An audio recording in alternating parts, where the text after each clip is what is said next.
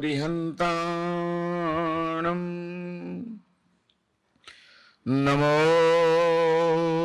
सिद्धाणम्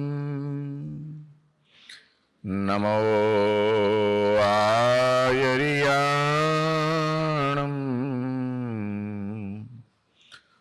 नमो वज्रायणम् नमो लोये सव्वसाहूणम्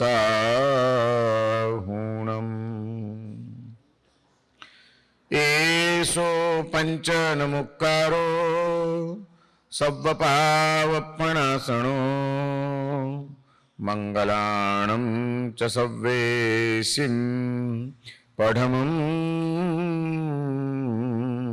हवै मंगलम्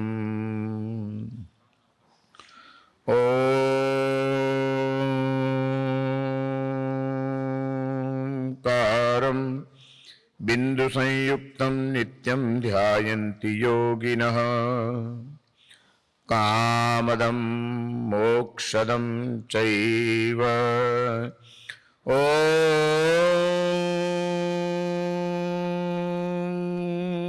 ओंकाराय नमो नमः।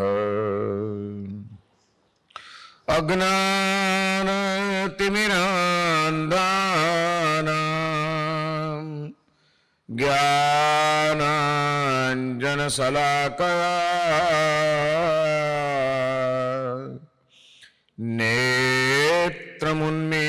नेत्रमुन्मीलितं येन तस्मै श्री गुरवे नमः।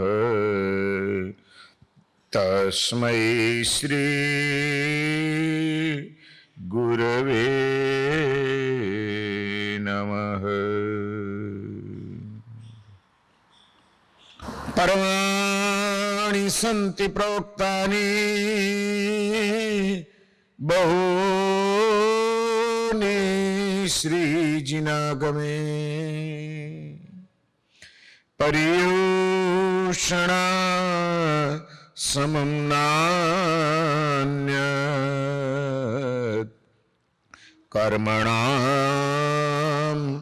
मर्मभेदकृत्।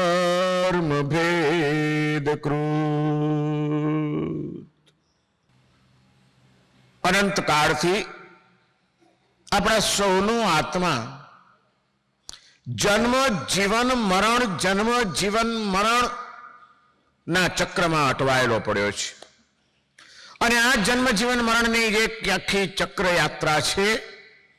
એનું કારણ જો કોઈ હોય તો આપણા આત્માએ અજ્ઞાન દશાથી માંડીને સૂક્ષ્મ નિગોદમાં બાદર નિગોદમાં એકેન્દ્રિય આદિ બધી ગતિઓમાં ભટકતા ભટકતા ભટકતા કરેલા કેટલા કર્મો એ કર્મના ઉદયના કારણે જ જન્મ જીવન અને મરણની આ યાત્રા ચાલી રહી છે આપણી।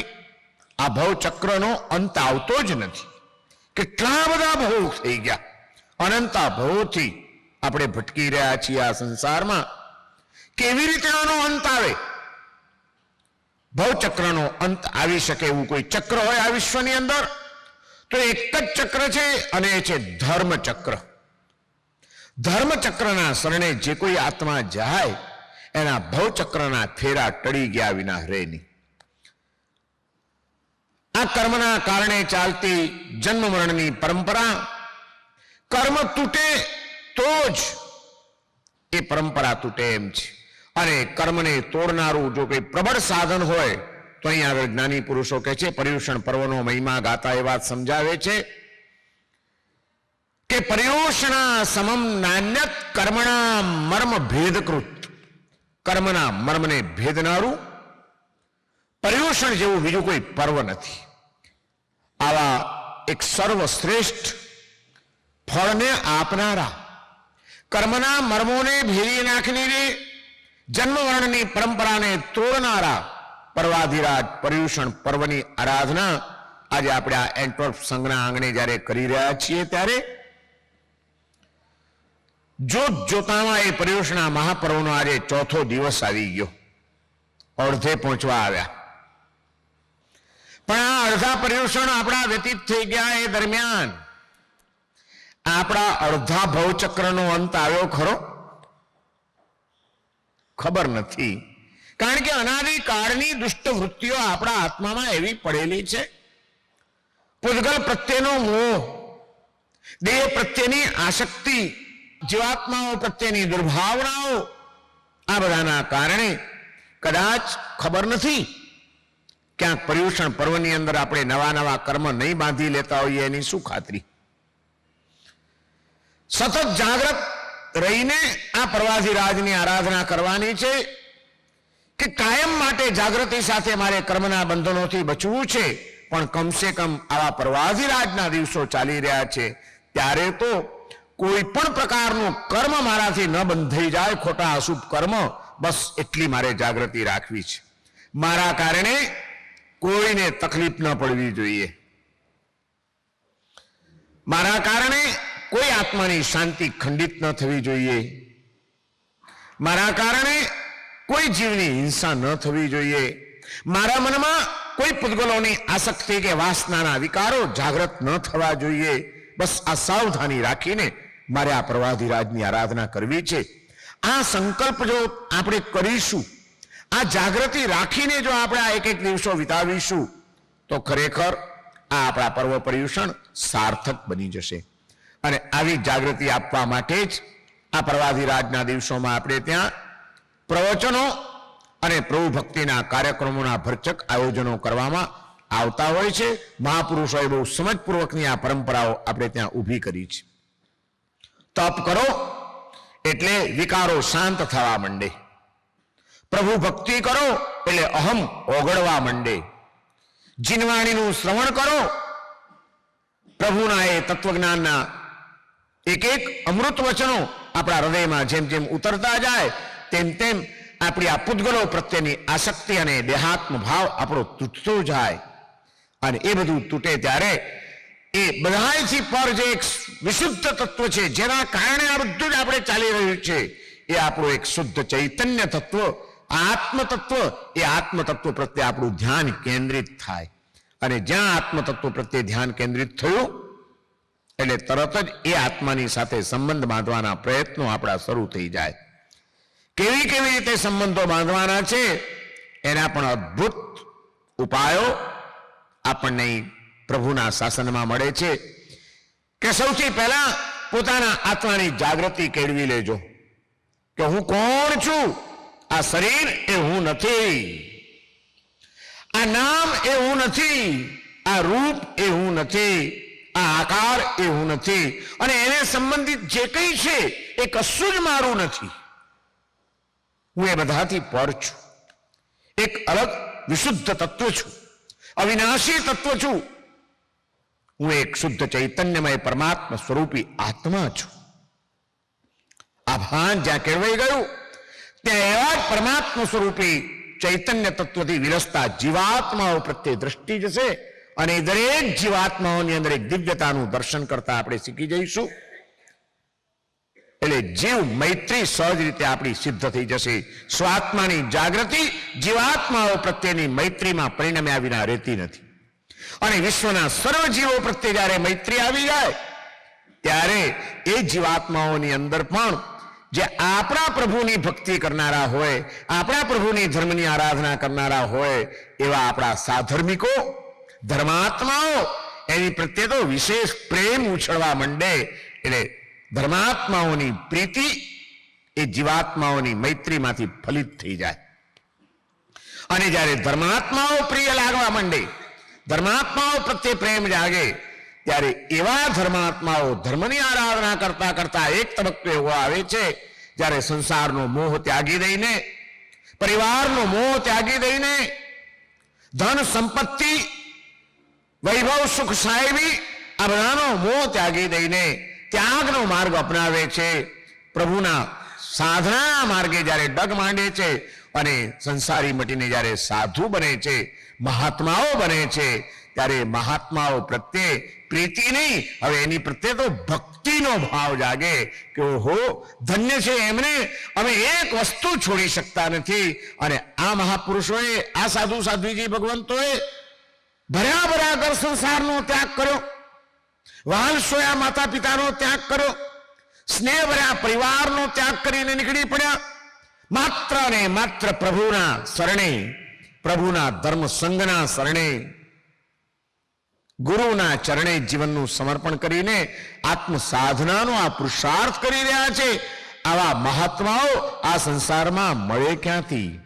અને એટલા માટે આપણે ત્યાં શાસ્ત્રોમાં કીધું કે સાધુનામ દર્શનમ પુણ્યમ.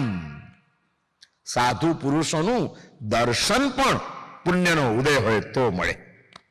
સાધુનામ દર્શનમ પુણ્યમ તીર્થભૂતાય સાધવ તીર્થમ ફલતી કાલેન સદ્ય સાધુ સમાગમ.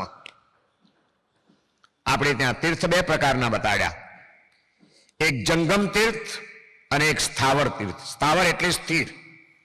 આપણા જે તીર્થસ્થાનો છે, મંદિરો છે, એ બધા સ્થાવર તીર્થ કહેવાય. અને જંગમ એટલે હરતું ફરતું. બીજો તીર્થનો પ્રકાર બતાડ્યો શાસ્ત્રમાં, હરતા ફરતા તીર્થો. હરતા ફરતા તીર્થ કોણ? સાધુ સાધ્વીજી ભગવંતો. એ તીર્થ છે. તીર્થનો અર્થ જે તારે તે તીર્થ. ભગવાનના મંદિરો, ભગવાનના તીર્થો આત્માને તારનારા છે. એ જ રીતે સાધુ પુરુષોનો સમાગમ, સાધ્વીજી ભગવંતોનો સમાગમ, એમની ભક્તિ, એમની સેવા એ આત્માને તારનારી છે. તારે તે તીર્થ છે. સાધુનામ દર્શનમ પુણ્યમ તીર્થભૂતાય સાધવ. સાધુઓ તો તીર્થ સ્વરૂપ છે. તીર્થમ ફલતી કાલેન. સ્થાવર તીર્થો તો લાંબા ગાળે ફળ આપનારા હોય છે. ધીમે ધીમે ધીમે ધીમે જીવનમાં ફળ આવતું જાય અને આત્મા બહાર નીકળતો જાય. સદ્ય સાધુ સમાગમ.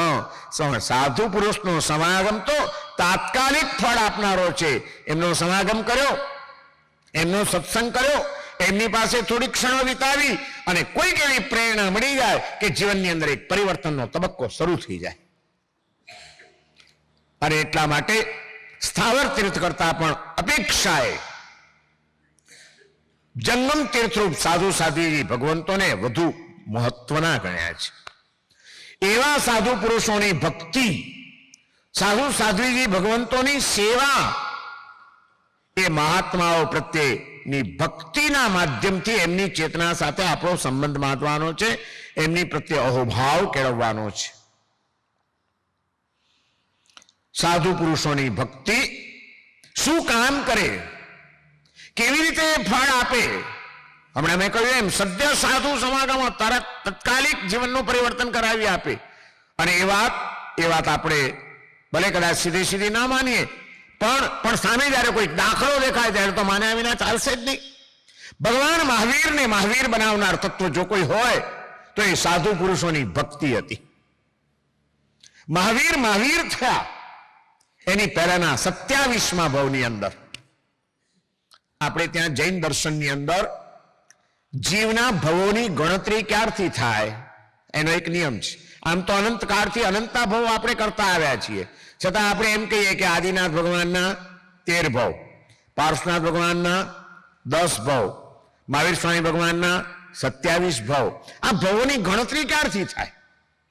તો કે જીવ જ્યારે સાચું સમ્યક દર્શન પામે, સાચી દ્રષ્ટિ એને પ્રાપ્ત થઈ જાય અને એને ખરેખર શું કરવા જેવું છે, શું પામવા જેવું છે, શું મેળવવા જેવું છે એ વાત સમજાઈ જાય, જીવનની દ્રષ્ટિ બદલાઈ જાય, એ સમ્યક દર્શન તાત્વિક દ્રષ્ટિએ જ્યારે પ્રાપ્ત થઈ જાય ત્યાર પછીના જ એના ભવોની કંઈ ગણતરી છે. બાકીના ભવોની ગણતરી કરવાનો અર્થ શું છે? એ તો અનંતકાળથી જીવ ભટકતો જ રહ્યો છે. ભગવાન મહાવીરના 27 ભવ થયા. એ ભવની ગણતરી જ્યારથી શરૂ થઈ, એ 27મો ભવ પૂર્વનો મહાવીર કરતા પહેલાનો, એ ભવની અંદર એમણે સમ્યક દર્શન પ્રાપ્ત કર્યું અને મહાવીર થવાનું જે બીજ નાખ્યું એનું કારણ શું હતું? કયા તત્વની આરાધનાથી, કયા તત્વની ઉપાસનાથી, કોની પ્રત્યેની ભક્તિથી એમને સમ્યક દર્શનની પ્રાપ્તિ થઈ? સદ્ય સાધુ સમાગમ. સાધુ સમાગમ તરત ફળ આપનારું છે એ વાત ભગવાન મહાવીરના જીવનમાં આપણને જોવા મળે છે. 27મા પૂર્વના ભવની અંદર એક નાનકડા ગામડાનો ઠાકોર હતો, અને એનું નામ હતું નયસાર. બહુ મોટો એક રાજા હતો. એની તૈનાતમાં અનેક ગામડાઓ હતા. નાના દરેક ગામોનું તંત્ર સંભાળવા માટે એક એક માણસોને એને નિયુક્તિ કરેલી હતી અને એ જમાનામાં એને ઠાકોર કહેવામાં આવતા હતા. રાજાના હાથ નીચે બધા ઠાકોરો પોતપોતાના ગામનો વહીવટ સંભાળતા હોય, વ્યવસ્થા સંભાળતા હોય, ધ્યાન રાખતા હોય અને એની ઉપર આજ્ઞા રાજાની ચાલતી હોય. એક વખત રાજાને પોતાનો રાજમહેલ બનાવવો છે અને રાજાની પાસે સંપત્તિની કોઈ કમી નથી, સારામાં સારો મહેલ બનાવવો છે.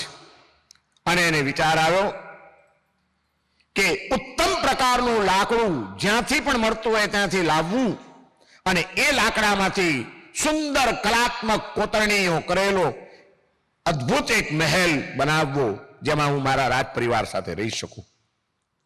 લાકડું લાવવાનું છે, જંગલોમાં તપાસ કરવી પડે, કયા ઝાડનું લાકડું સારું છે, શેમાંથી કોતરણી કામ સારું થશે, કાર્વિંગ કામ સારું થશે, કયું લાકડું ટકાઉ હોય છે, કોને જીવ જંતુ ન લાગે, કોને કામ સોંપવું. અને રાજાના મનમાં નૈસાર યાદ આવ્યો.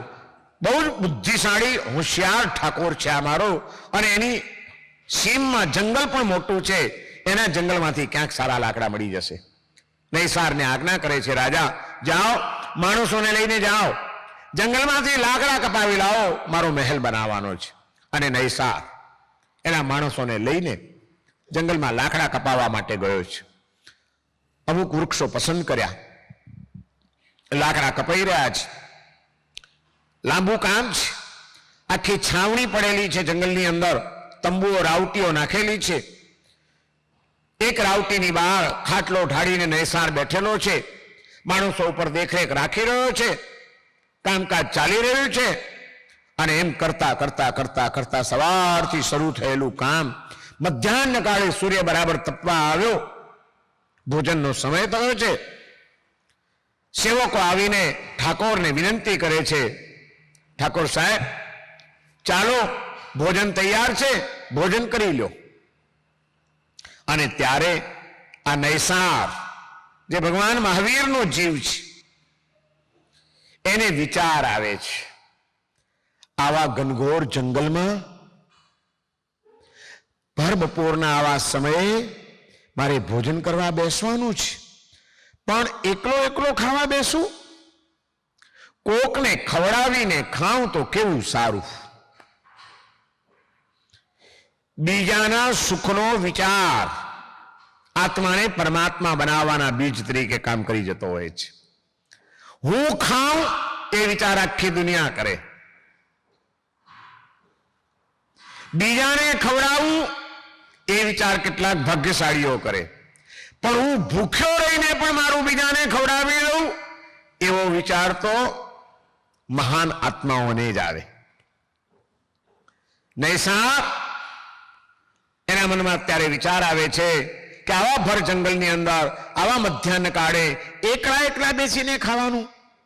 ચાલો જરા જોઉં, આ જંગલમાં કદાચ કોઈક મુસાફર, કોઈક અતિથિ, કોઈક સાધુ સંત, કોઈક ક્યાંક જો નીકળ્યા હોય, કોઈક ભૂલા પડેલા હોય અને કોક જો મળી જાય તો એને ખવડાવીને પછી ખાઉં તો સારું.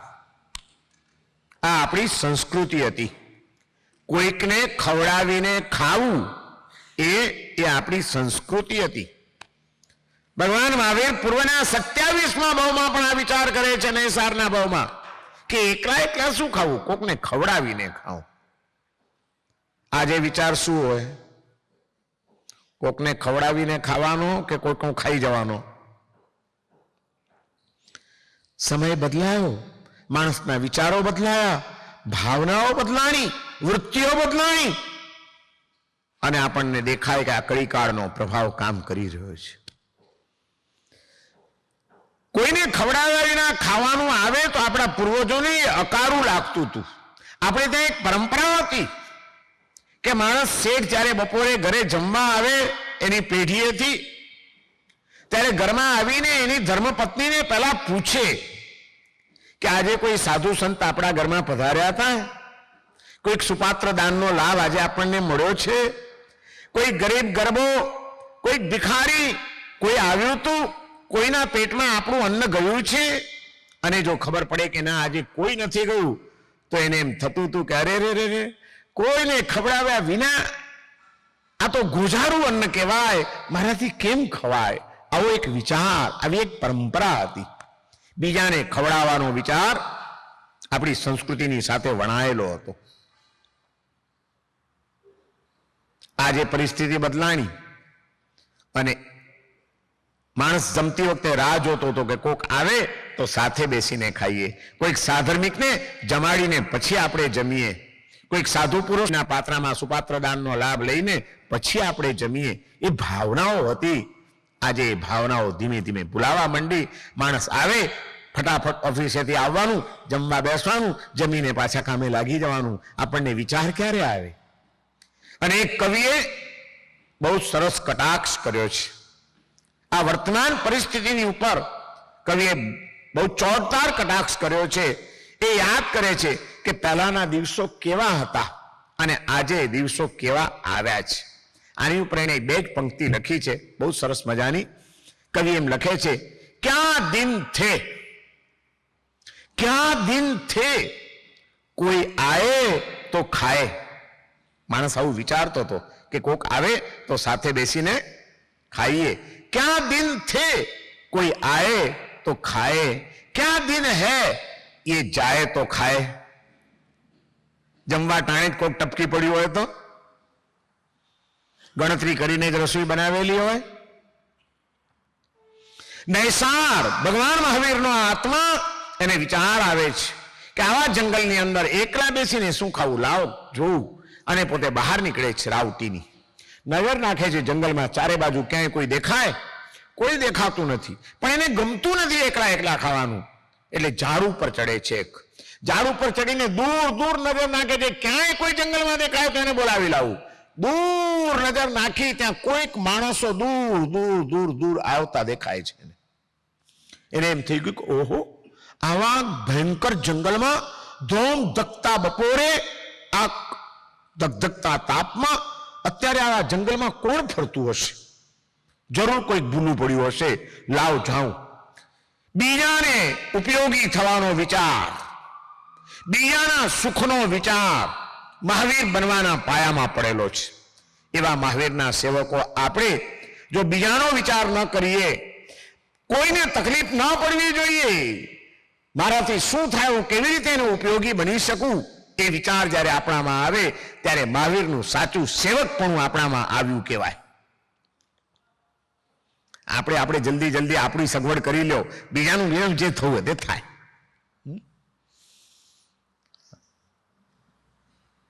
કયો વિચાર હોય આપણો?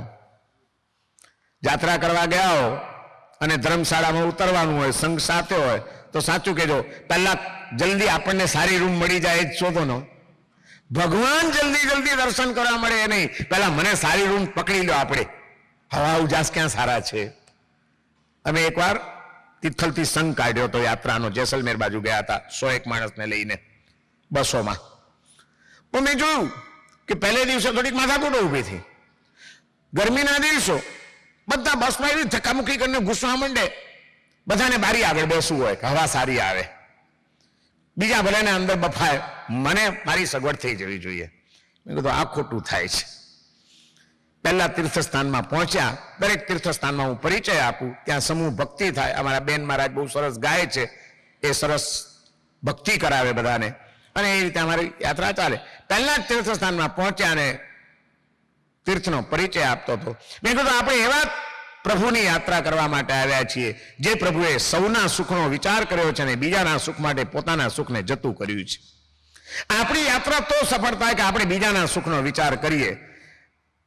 ગરમીના દિવસો છે, પણ જે દિવસે તમારા હૃદયમાં એવો ભાવ જાગશે કે ના, પહેલા બીજા બધાને બેસી જવા દો, જ્યાં જેને અનુકૂળતા હોય ત્યાં, હું તો ગમે ત્યાં બેસીશ તો ચાલશે, એ દિવસે આ ભગવાનની પ્રસન્નતા થઈ ગયા વિના રહેશે નહીં. ભગવાનની કૃપા પ્રાપ્ત થઈ જશે. આપણા જીવોમાં બહુ યોગ્યતા પડેલી હોય છે, એને જરાક જ દ્રષ્ટિ આપવાની જરૂર હોય છે, પ્રેરણા આપવાની જરૂર હોય છે. એ તીર્થમાંથી યાત્રા કરીને અમે સાંજે આગળ વધ્યા બીજા તીર્થે જવા, અને મને એટલો આનંદ થયો. બધા નિરાંતે બહાર ઉભા હતા પાછળ. મેં કીધું ભાઈ જલ્દી બેસો, ચાલો મોડું થાય છે. મને કે એકવાર મારા સાહેબ જેને બારી આગળ બેસવું હોય બેસી જવા દો, અમે તો વાંધો નહીં, 2 કલાક કદાચ બેસવું છે ને બફાઈ જઈશું, પણ આપણા સાધર્મિકોને અનુકૂળતા થશે ને વાંધો નહીં, બેસી જવા દો. મેં કીધું ચાલો, આપણી યાત્રા પહેલે દિવસે જ સફળ થઈ ગઈ. જીવનમાં માણસની દ્રષ્ટિ બદલાય, પરિવર્તન આવે, વિચાર બદલાય એટલે મોટી સફળતા. મારે બીજાને સગવડ કરી આપવી છે, મને અગવડ પડે એનો વાંધો નહીં, એ ધર્મનો પહેલો પાયો છે. બીજાના સુખનો વિચાર. મારે ભગવાનના દર્શન કરવા જવું છે, મારે વ્યાખ્યાન સાંભળવા જવું છે, પણ મારા કરતા ઉંમરલાયક બીજા લોકો પણ છે, તો પહેલા એમને તકલીફ ના પડે એનો વિચાર કરી દઉં. હું બહાર ગમે ત્યાં ગાડી પાર્ક કરીને ચાલીને પણ ચાલ્યો જઈશ, પણ ગરડા માણસોને તકલીફ ન પડવી જોઈએ, એમને સગવડ કરી આપો. ભગવાનની ભક્તિ કરતા આ પહેલો પાયાનો ધર્મ, પછી ભગવાનની ભક્તિ પણ ખરા અર્થમાં પ્રસન્ન થઈ જાય ભગવાન આપણી ઉપર. કોનું નામ કહેવાય? પાર્કિંગ માટે મારામારી ન હોય આપણને કે હું કરી લઉં, હું જગ્યા રોકી લઉં. અરે ભાઈ આવો, રો, જગ્યા સંભાળો, બધાને સગવડ કરી આપવી છે અમારે. તો આપણા સાધર્મિકોને તકલીફ ન પડવી જોઈએ. પર્યુષણ પર્વની અંદર સાધર્મિક ભક્તિનો કેટલો મહિમા છે. લાડવા જમાડવા એ જ સાધર્મિક ભક્તિ નથી, એને સગવડ કરી આપવી એ મોટામાં મોટી સાધર્મિક ભક્તિ છે. મારી જગ્યા તમે વાપરો, હું પાર્કિંગ ગમે ત્યાં કરી લઈશ, પહેલા તમે સંભાળી લો. તપસ્વીઓ છો, તકલીફ ન પડવી જોઈએ. ઉંમરલાયક છો, તકલીફ ન પડવી જોઈએ. કોઈક શારીરિક કારણો છે, તકલીફ ન પડવી જોઈએ. કોઈકની મારા જેવાની સહિષ્ણુતા ઓછી છે, એને સગવડ કરી આપો, તકલીફ ન પડવી જોઈએ. મારે બીજાને સગવડ કરી આપવી છે, મારે બીજાના સુખમાં નિમિત્ત બનવું છે, મારો ધર્મ આટલો જ છે. આ વાત જે દિવસે આપણને સમજાઈ જાય એ દિવસે મહાવીર થવાનું બીજ કદાચ નંખાઈ જાય. ભગવાન મહાવીર એમને એમ નથી ગયા. જંગલમાં નજર નાખે છે, આવા ધૂમધકતા તાપમાં કોઈક માણસો ફરી રહ્યા છે, દોડતો જાય છે, નૈસાર દોડે છે, દોડતો પહોંચે છે.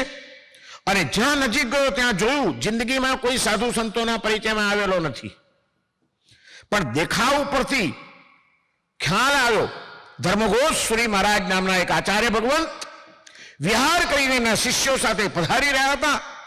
રસ્તો ભૂલી ગયા હતા, અહીં ત્યાં અટવાઈ રહ્યા હતા. અને આને જોયું કે કોઈક સાધુ પુરુષો છે એટલે એકદમ નજીક ગયો. બીજું કંઈ તો આવડતું નથી. હાથ જોડ્યા, પ્રણામ કર્યા. મહાત્માઓ, આ ધૂમધકતા તાપમાં ભર બપોરે અહીં ક્યાં ફરી રહ્યા છો? ક્યાંય ભૂલા પડ્યા છો? હેરાન થઈ જશો આઠવીની અંદર. પેલા આચાર્ય ભગવંત કહે છે કે હા ભાઈ, તારી વાત સાચી છે. આમ તો અમે છેક સવારના નીકળ્યા છીએ, સામા ગામે પહોંચવું હતું, પણ વચ્ચે રસ્તો ચૂકી ગયા, અને રસ્તો છૂટી ગયો. પછી જંગલમાં ક્યારના અટવાયા કરીએ છીએ, પણ ક્યાંય રસ્તો મળતો નથી, ભૂલા પડી ગયા છીએ. અને ત્યારે આ ભગવાન મહાવીરનો આત્મા નૈસાર કે છે, કઈ વાંધો નહીં મહારાજ, ચિંતા નહીં કરતા, ચાલો કઈ વાંધો નહીં, હું છું ને, હવે તમને બધું બરાબર કરી દઈશ. જો એ નજીકમાં જ મારી છાવણી પડેલી છે, ચાલો તમે મારી સાથે ચાલો, હું ત્યાં તમને એક ઉતારો આપું, એક રાવટી તમને આપી દઈશ, એમાં વિશ્રામ કરો. અને જો ભોજનનો સમય છે, અમારા માટે બધી ભોજન સામગ્રી બનાવેલી છે, ચાલો તમને જે ખપે એવું ભોજન તમે ગ્રહણ કરી લેજો ત્યાં, પછી આરામ કરી લો. અને જરાક ઢળતો પહોર થાય, તડકો થોડો ઓછો થાય એટલે હું તમને બરાબર રસ્તે હવે ચડાવી દઈશ. સાંજ પહેલા આ જ અટવી તમારે પાર કરી દેવી જોઈએ. રાતના આ અટવીમાં રહેવું જોખમ ભર્યું છે. જંગલી પ્રાણીઓ, પશુઓ મારીને ફાડી ખાશે. મહારાજ ચાલો, લઈ આવે છે અહોભાવ સાથે. સાધુ મહારાજને લઈ આવ્યા, ઉતારો આપ્યો, ગોચરી માટે લઈ જાય છે, પધારો ભોજન માટે. સાધુ મહારાજ ગયા, એમને પ્રેમથી જે ખપતું તે વોરાવ્યું. સાધુ મહારાજોએ ગોચરી પાણી વાપરી લીધા, આરામ કર્યો. 4 વાગ્યા અને નૈસાર પાછો આવ્યો. મહારાજ હવે તૈયાર થાવ, ભેટ માંગો, સાંજ પડે, સૂર્યાસ્ત થાય એ પેલા સામે ગામે પહોંચી જવું જોઈએ, રાતના એ રહેવાય નહીં.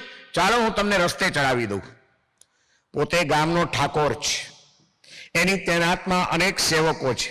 કોઈ પણ માણસને કીધું હોત કે જા મહારાજને રસ્તો બતાડી આવો તો ચાલત કે નહીં? પણ મહાત્માઓની આટલી ભક્તિ મળે ક્યાંથી? એ લાભ તો મારે જ લેવો છે. આ ભાવ, આ ભક્તિ એ જ મહાવીર થવાનું બીજ નંખાવે છે. નૈસાર પોતે જાય છે. ચાલો મહારાજ તમને રસ્તે બતાડું. ચાલ્યો જાય છે. બરાબર લઈ જઈને જ્યાં બરાબર મેઇન રોડ આવી ગયો, રસ્તો ધોરી માર્ગ, ત્યાં આગળ હવે નૈસાર ઉભો રહે છે અને પેલા મહારાજોને કહે છે, જુઓ મહારાજ, આ રસ્તો સીધો પકડી રાખજો. સાંજ પડતા પહેલા તમે સામા ગામે પહોંચી જશો.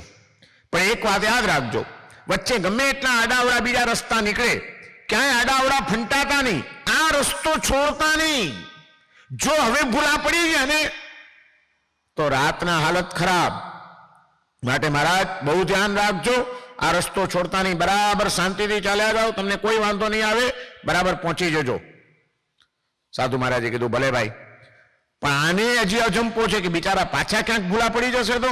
એટલે પાછો વળતા વળતા કહે છે, પણ મહારાજ મારી વાત ધ્યાન રાખજો, ગમે એટલા રસ્તા આવે, ક્યાંય આડાવડા રસ્તે જતા નહીં, હવે ભૂલા પડતા નહીં. આચાર્ય મહારાજ આની ભક્તિ, આની સરળતા, આનો શુભ ભાવ એમ થઈ ગયું કે આ કોઈ જીવ યોગ્ય લાગે છે. અને ત્યારે આચાર્ય મહારાજ જ્ઞાની પુરુષ હતા, એ આત્માની મહાનતા જોઈ લીધી છે. એ કહે છે કે ભાઈ તું જરાય ચિંતા ન કરીશ, તે અમને બરાબર રસ્તે ચડાવ્યા છે, અમે હવે ભૂલા નહીં પડીએ. પણ ભઈલા તું ક્યાંય ભૂલો નહીં પડતો, જોજે, સંભાળીને જજે, ક્યાંય ભૂલો નહીં પડતો. નૈસાર હસે છે ખડખડાટ, મહારાજ હું અડધી રાત્રે પણ આ અટવીમાં આવું ને તોય ભૂલો ન પડું. એકે એક રસ્તાનો જાણકાર, બેફિકર રહો મહારાજ, મારી ચિંતા નહીં કરતા, તમે તમારે સંભાળીને શાંતિથી જાઓ, હું ભૂલો નહીં પડું હો. ત્યારે આચાર્ય ભગવાન કહે છે કે ભાઈ એ તો અમને પણ ખબર છે કે આવા જંગલમાં ભૂલા પડેલા અમને તે રસ્તો બતાડ્યો, તો અહીં તો તું ભૂલો ન પડે તો અમે બી જાણીએ છીએ. પણ અમારે તને એ કહેવું છે કે આવી અટવીમાં કદાચ ભૂલા પડી ગયા તો તારા જેવો કોઈક સજ્જન રસ્તો બતાવનારો મળી જશે. પણ બીજી એક અટવી એવી છે કે જેમાં એકવાર જીવ જો ભૂલો પડી ગયો ને તો ત્યાં કોઈ જલ્દી રસ્તો ચડાવનાર ને રસ્તો બતાડનાર પણ કોઈ મળતું નથી. એટલે આ વિચારમાં પડી ગયો કે મહારાજ વળી એવી અટવી ને એમાં ભૂલા પડવાનું ના શું ગૂઢ વાત કરે છે. એટલે કે મહારાજ તમે કઈ અટવીની વાત કરો છો, મને કઈ સમજાયું નહીં.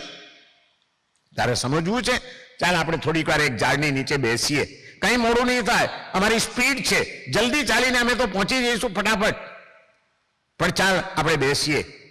એની યોગ્યતા જોઈને આચાર્ય ભગવાન એક વૃક્ષની નીચે બેસે છે અને નૈસારને બેસાડે છે અને ત્યાં આગળ એની પાસે વર્ણન કરે છે કે આપણો જીવ આ 4 ગતિરૂપ અટવીની અંદર ભવાટવીમાં કેવો ભટકી રહ્યો છે, જન્મ મરણ જન્મ મરણ જન્મ મરણ ભટકી રહ્યો છે. અને એવા સંસારમાં ભટકી ગયેલા આત્માને જલ્દી સન્માર્ગે લાવનાર સદગુરુ પણ જલ્દી મળતા નથી. સદગુરુનો ભેટો થવો મુશ્કેલ છે. એમ કહીને આખું સંસારનું વર્ણન કરે છે કે સંસાર કેવો બિહામણો છે, એમાં સદગુરુની પ્રાપ્તિ થવી કેટલી મુશ્કેલ છે. અને એકવાર કલ્યાણકારી પ્રભુનો માર્ગ મળી જાય તો કેવો આ ભવમાંથી અને ભયમાંથી મુક્ત થઈ જવાય છે. એ આખા ધર્મનો મહિમા સમજાવે છે. આ આખી આચાર્ય ભગવાનની વાતો સાંભળી અને નૈસારની દ્રષ્ટિ ખુલી ગઈ અને ઇતિહાસ એમ કહે છે કે ત્યાં ભગવાન મહાવીરનો આત્મા સમ્યક દર્શન પામી ગયો. મહાવીર થવાનું બીજ એણે ત્યાં નાખી દીધું. મહાવીરને મહાવીર બનાવનાર તત્વ કયું? મહાત્માઓની ભક્તિ.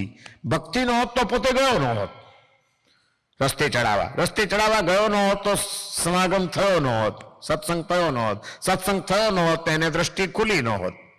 પણ ભક્તિ હતી એટલા માટે કીધું કે તીર્થમ ફલતી કાલેન સદ્ય સાધુ સમાગમ. તીર્થ તો કાળાંતરે ફળે છે પણ સાધુ પુરુષનો સમાગમ તો તત્કાલ ફળ આપનારો છે. સાધુ પુરુષની ભક્તિ કર્યા વિના રહેતા નહીં. જેમણે પ્રભુનો આદર્શ સ્વીકારીને સમગ્ર સુખમય સંસારનો પણ ત્યાગ કરી દીધો છે અને આત્મ સાધનાનો માર્ગ અપનાવ્યો છે, એવા સાધુ પુરુષોની ભક્તિ કરવાની મળે. એમને ગોચરી પાણી વરાવવા, એમને વસ્ત્ર અર્પણ કરવા, એમને ઉપકરણો અર્પણ કરવા, એમની ઔષધિ વગેરે એમના ઉપચારની સેવા કરવી, એમનો સમાગમ કરવું એ મહાત્માઓની ભક્તિ છે. અને મહાત્માઓની ભક્તિના માધ્યમથી મહાત્માઓની ચેતના સાથે નિકટતા પ્રાપ્ત થાય ત્યારે આત્માનો વિકાસ થઈ ગયા વિના રહેતો નથી. એકવાર વિહાર કરતા કરતા કેટલાક મુનિરાજો ધોળકામાં પધાર્યા છે. ધોળકામાં પધાર્યા. વસ્તુપાળ અને તેજપાળને તો ભગવાનના ધર્મની અનન્ય પ્રીતિ છે. અનુપમા દેવી એમની પ્રેરણા મૂર્તિ છે, તેજપાલના ધર્મપત્ની. અને એને ખબર પડી ગઈ, પ્રવચનમાં ગયા છે. પ્રવચન પત્યા પછી વિનંતી કરે છે, મહારાજ સાહેબ ઘરે પગલા કરો, કંઈક લાભ આપો અમને આજે ગોચરીનો. અને આગ્રહ કરીને મહારાજ સાહેબને ગોચરી વોરવા માટે લઈ આવે છે.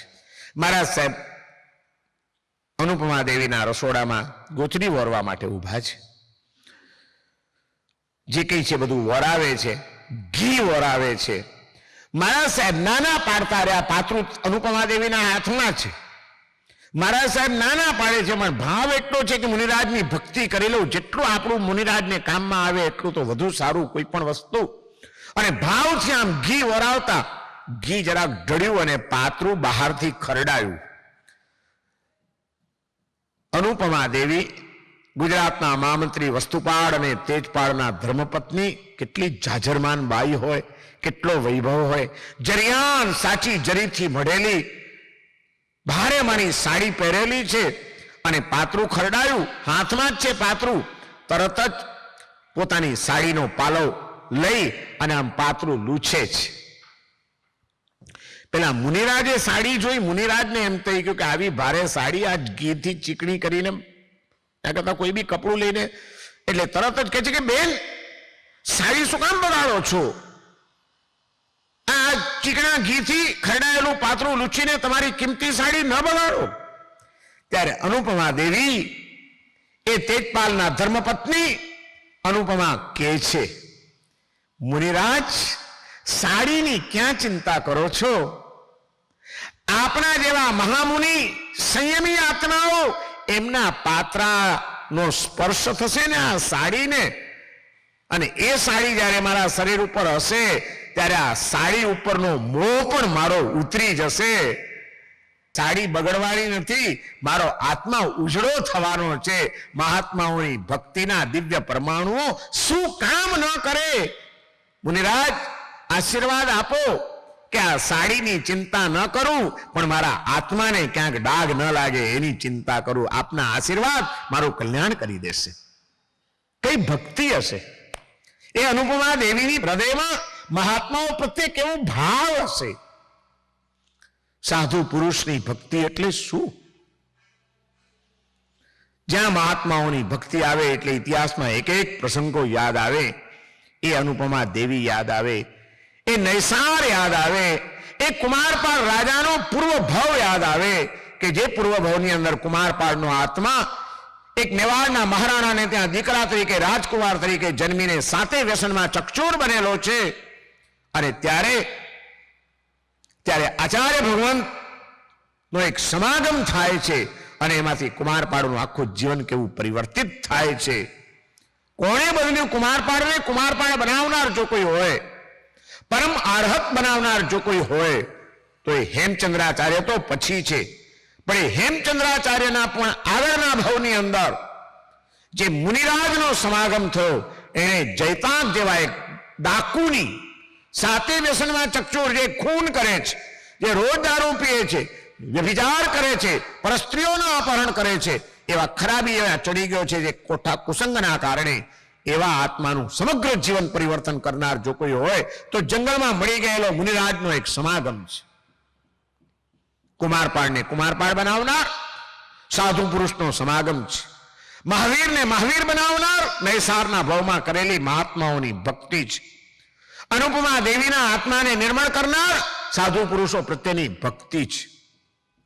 સ્વાત્માની જાગૃતિ, જીવાત્માઓ પ્રત્યે મૈત્રી, ધર્માત્માઓ પ્રત્યે પ્રીતિ, અને ચોથા નંબરમાં છે મહાત્માઓ પ્રત્યે ભક્તિ.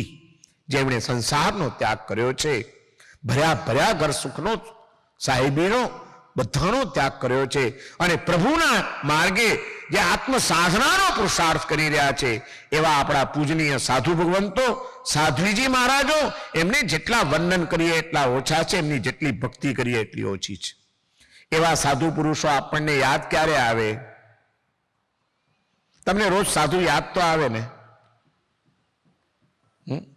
ક્યારે યાદ આવે? આવી આમ ધીમે ધીમે વેધર ઠંડી થતી જાય,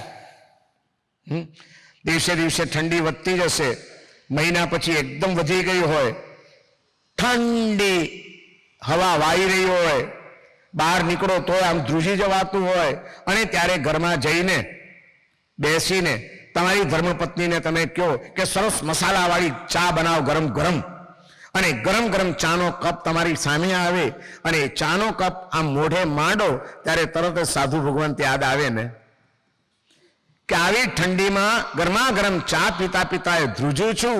આવી કડકડતી ઠંડીમાં રાજસ્થાનના એ ગામડાઓમાં, જેસલમેરની અટવીઓમાં અત્યારે પણ કોઈક સાધુ ભગવંતો બહુ અલ્પ વસ્ત્ર ધારણ કરીને વહેલી સવારે વિહાર કરતા હશે.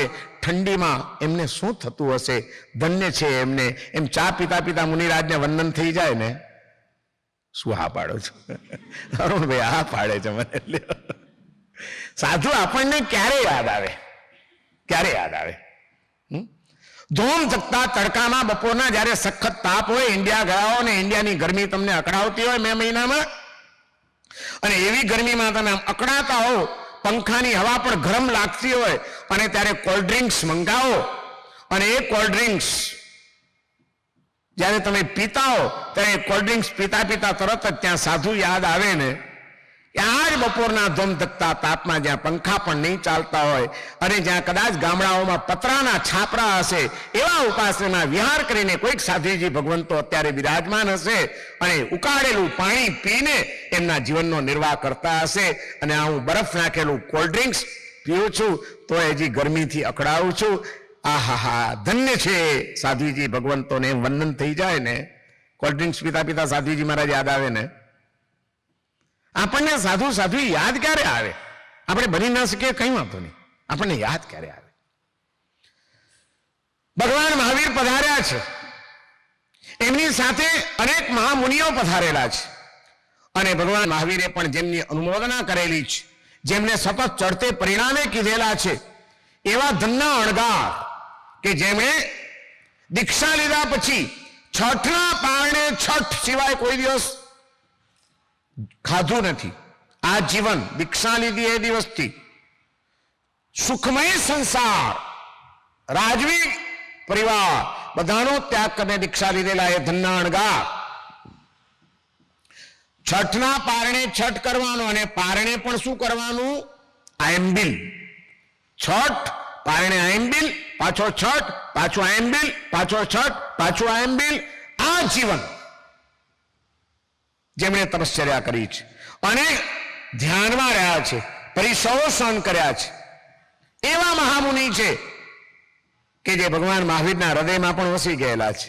એક વખત સૈનિક મહારાજા ભગવાન મહાવીરના સમવસરણમાં ગયેલા છે. ભગવાન મહાવીરના 14,000 મુનિઓ, એક એકને જુઓ અને એક એકને ભૂલો એવા બધા મહામુનિઓ, અને એમાં સૈનિક રાજા ભગવાનને પ્રશ્ન પૂછે છે કે પ્રભુ, આપના જે આ બધા શિષ્યો છે 14,000 મહામુનિઓ, એમાં સૌથી આગળ પડતા, સૌથી ચડિયાતા કોને કહી શકાય? બહુ અઘરો પ્રશ્ન હતો પણ ત્યારે પણ મહાવીરે એનો જવાબ આપ્યો છે. મુનિવર 14,000માં કુણ ચડતે પરિણામ. સૈનિક રાજા પ્રશ્ન પૂછે છે, એની સજ્જાઈ છે આપણે ત્યાં કે સૈનિક પ્રશ્ન પૂછે છે કે પ્રભુ, મુનિવર 14,000માં કુણ ચડતે પરિણામ. વીર જીણંદ વખાણિયો ધન ધનનો અણગાર. ભગવાન મહાવીરે વખાણ કર્યા કે મારા 14,000 મહામુનિઓની અંદર ધન્યવાદને આપવા પાત્ર જો કોઈ મુનિ હોય તો ધન ધનનો અણગાર. આ ધનના અણગારને ધન્યવાદ છે. એ સતત ચડતે પરિણામે છે, એની પરિણામની વિશુદ્ધિ સતત ચડતી રહી છે એવા એ મહામુનિ છે. અને આવી પ્રશંસા ભગવાન મહાવીરની સાંભળ્યા પછી એ મહામુનિના દર્શન કરવાનું મન થાય કે ન થાય? શ્રેણીક રાજા બીજે દિવસે પ્રભુની દેશના સાંભળવા માટે નીકળે છે. રથમાં બેસીને નીકળ્યા છે. સાથે ચેલણા રાણી પણ બેઠેલા છે. અને શ્રેણીકે રાતના ચેલણાને વાત પણ કરી છે કે આજે પ્રભુને મેં આવો પ્રશ્ન પૂછ્યો હતો અને પ્રભુએ ધનના અણગારની અનુમોદના કરી છે. જો ક્યાંક બળી જાય ધનના અણગાર, ખબર નથી, એ તો જંગલોમાં ક્યાંક ખૂણે કાંચરે ધ્યાનમાં લીન થઈ જતા હોય છે, પણ આજે આપણે શોધીએ અને એ મહામુનિના દર્શન થાય તો બહુ સારું. અને રથમાં બેસીને સૈનિક રાજા એના પરિવાર સાથે ભગવાનના સમોસણમાં જઈ રહ્યા છે. રસ્તા વચ્ચે કડકડતી ઠંડીના દિવસો છે અને એમાં ખુલ્લા શરીરે એક વૃક્ષની નીચે ધનના અણગાર કાયોત્સર્ગ ધ્યાનમાં લીન થઈને ઉભેલા છે. રથમાંથી દૂરથી દર્શન કર્યા શ્રેણીક મુનો મન નમસ્કાર કરી જાય છે અને ચેલણા તો સ્તબ્ધ થઈ ગઈ છે, કારણ કે કિંમતી રત્ન કંબલની સાલ ઓઢેલી છે, હુંફાળા વસ્ત્રો ધારણ કરેલા છે અને તોય રથમાં ઠંડી હવા લાગે છે. અને એવામાં ધનના અણગાર ખુલ્લા શરીરે કાયોત્સર્ગ ધ્યાનમાં લીન થઈને ઉભેલા જુએ છે. આંખમાં ભાવ ભર્યા આંસુ આવી જાય છે. ધન્ય છે આ મહામુનિને, કેવી ઠંડી હવાની અંદર આ જંગલમાં ધ્યાનની સાધના કરી રહ્યા છે. ધન્ય છે, નમસ્કાર કરી નાખે છે. અને દ્રશ્ય ચેલણાના મગજની અંદર સ્થિર થઈ જાય છે. ભગવાનની દેશના સાંભળીને પાછા ફરે છે. આખો દિવસ વ્યતીત થઈ જાય છે. રાત પડી છે. રાતના રાજા શ્રેણીક અને ચેલણા પોતાના શયન ગ્રહમાં સૂતેલા છે. પલંગ ઉપર હુંફાળી રજાઈઓ ઓઢેલી છે, પણ એર સર્ક્યુલેશનને માટે થોડીક બારી ખુલ્લી રાખેલી છે.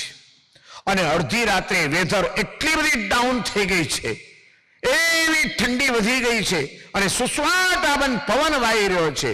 ઊંઘમાં ને ઊંઘમાં ચેલણાનો એક હાથ રજાઈની બહાર નીકળી ગયો છે અને તે વખતે બારીમાંથી આવતી હવાની લહેરખી એ ચેલણાના હાથને લાગે છે. એવી ઠંડી, તરત જ ઊંઘ ઉડી ગઈ અને હાથ રજાઈની અંદર ખેંચી લીધો. પણ જ્યારે આ ઝટકો લાગ્યો ત્યારે તરત જ કોણ યાદ આવે? રાતના ઠંડીમાં ઠૂઠવાતા હો ત્યારે કોણ યાદ આવે?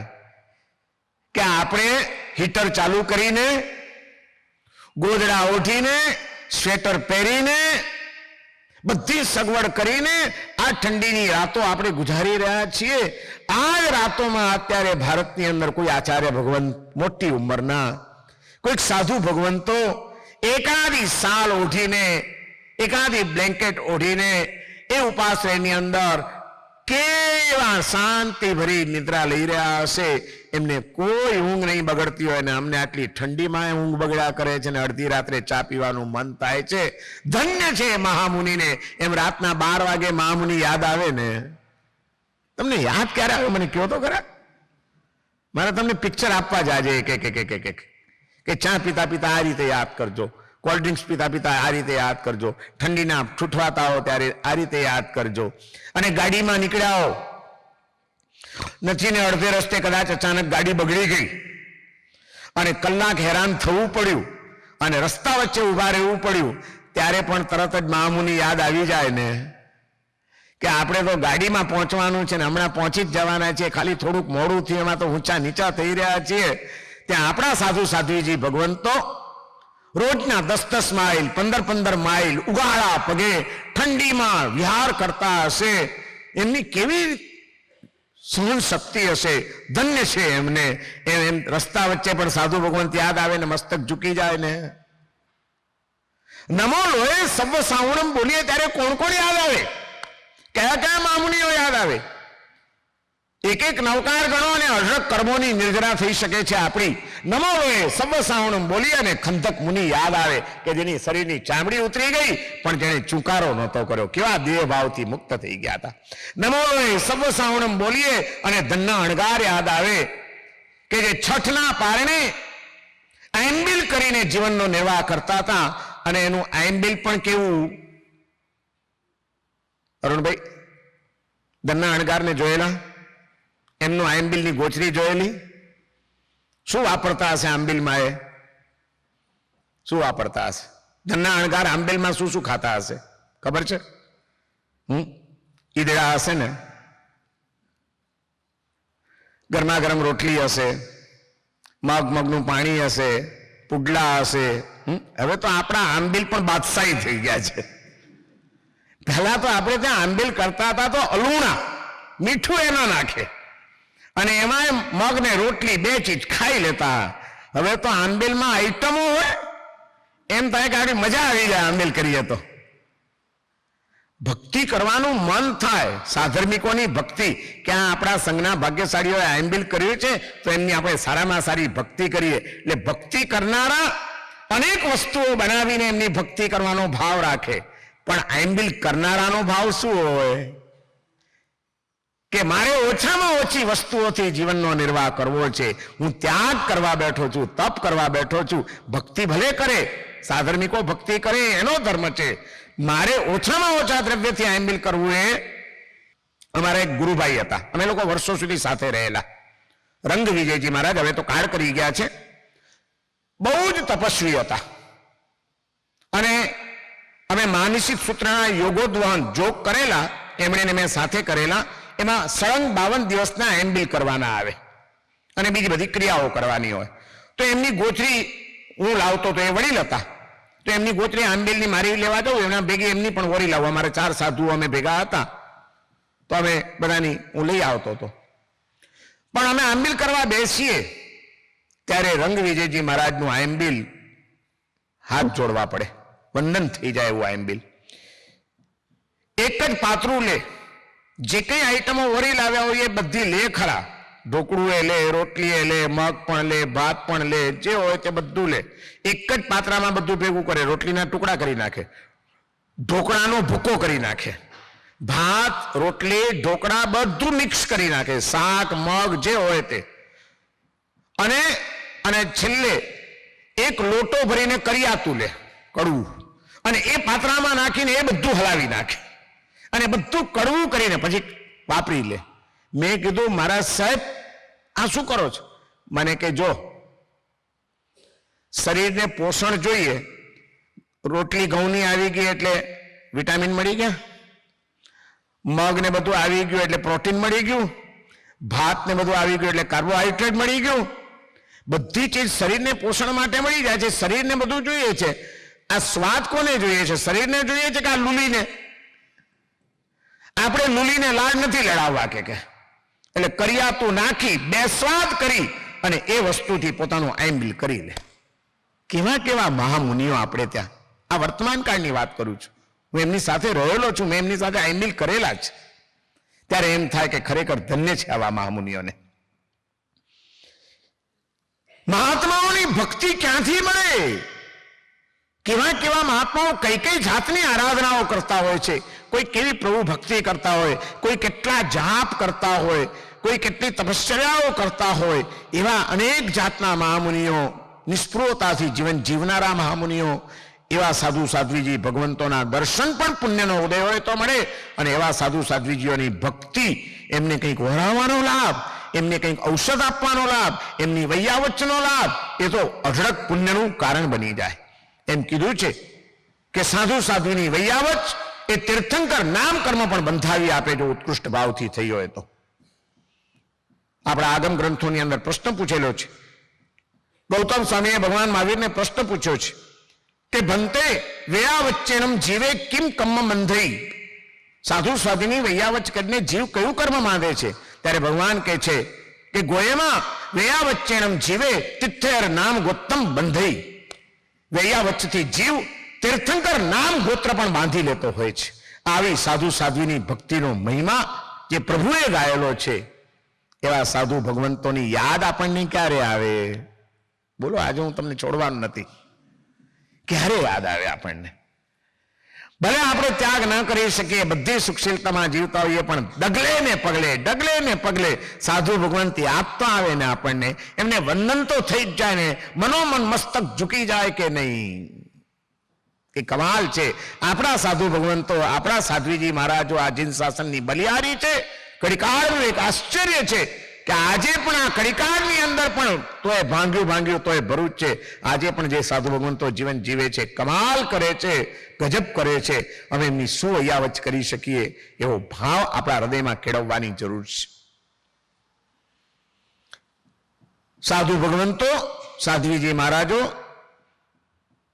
સુખમય સંસારનો ત્યાગ કરીને કષ્ટમય જીવન અપનાવીને સાધના કરે છે. મોક્ષ માર્ગના આરાધકોને સહાય કરે છે. સાધનામાં આવતી કેટલી પ્રતિકૂળતાઓને પ્રસન્ન ચિત્તે સહન કરે છે. આવા સાધુ ભગવંતોની વૈયાવચ એ મહાન પુણ્યનો ઉદય હોય તો મળે અને આત્માને પરમાત્મા સુધી લઈ જનારું તત્વ છે. તીર્થંકર નામ કર્મ પણ બંધાવી આપે. નંદીશે મહામુનિની વૈયાવચની અનુમોદના ઇન્દ્ર મહારાજાએ સ્વર્ગલોકમાં કરવી પડી. સાધુ સાધ્વીની વૈયાવચ કેવી કરતા હશે નંદીશેન મુનિ. બાહુબળી, જેનું આપણે ચોપડામાં નામ લખતા હતા પૂર્વજો, હવે તો તમારે ચોપડા લખવાના જ ગયા હશે મને લાગે છે, કોમ્પ્યુટર આવી ગયા પછી. બાકી આપણા પૂર્વજો ચોપડા લખતા હતા, દિવાળીના નવા ચોપડા. એ ચોપડામાં શું લખતા હતા? પહેલા પાને ગણેશાય નમઃ, પછી એક આવે ને, ગૌતમ સ્વામીની લબ્ધિઓ જો, તના શાલીભદ્રની વૃદ્ધિઓ જો, કૈવનના શેઠનું સૌભાગ્ય જો, બાહુબળીનું બળ જો. પણ કોઈ દિવસ તમે વિચાર કર્યો છે કે બાહુબળીને બળ ક્યાંથી મળ્યું? બાહુબળીના બાહુમાં એટલું બળ હતું જબરજસ્ત કે કોઈ પણ માણસ હતો ન હતો થઈ જાય. એ બાહુબળીને બળ મળ્યું ક્યાંથી? બાહુબળીના પૂર્વભાવની વાર્તા આપણે ત્યાં શાસ્ત્રોમાં લખાયેલી છે. પૂર્વભાવમાં એક મુનિ હતા, એ પોતે સાધુ હતા, અને એમણે એક જ નિયમ રાખ્યો હતો કે બસ મારે વધુમાં વધુ સાધુ સાધ્વીઓની સેવા કરવી છે. ગુરુ મહારાજ, બહુ મોટા આચાર્ય ભગવંત અને એની સાથે 500 સાધુઓ ભેગા રહેતા. અને આ બાહુબળીએ ગુરુ મહારાજ પાસે આજ્ઞા લઈ લીધી હતી મુનિએ કે સાહેબ, આ બધા મહાત્માઓને સાધના કરવા દો, સ્વાધ્યાય કરવા દો, ભક્તિ કરવા દો, જાપ કરવા દો. મારાથી એ બધું થઈ શકતું નથી. હું એમની સેવા કરીશ, વૈયાવચ કરીશ.